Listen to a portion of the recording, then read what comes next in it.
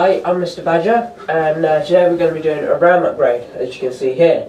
RAM is random access memory, and it's non-volatile, which means that when you switch off the computer, everything in there is lost, right? It's gone.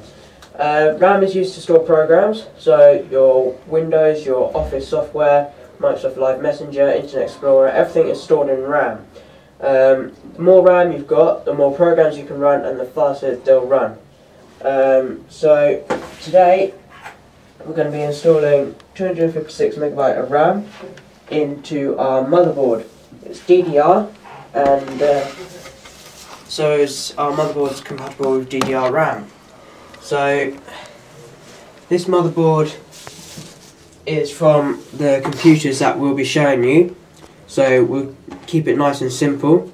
There's our two RAM slots, 1 and 2.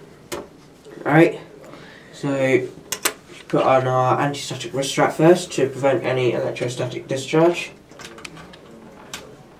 There we go.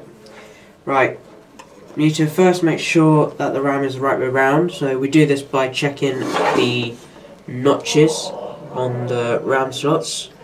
So we line up the notches, and as you can see, that's the right way around. The notches line up. So all we do now is push and the clips clip in. Once the clips are clipped in, the RAM is now in there and it's stable. There we go. That's our RAM upgrade. So next we'll show you how to recognise that the RAM has been installed, the different ways that you can see how much RAM you've got installed and whether you need a RAM upgrade or not.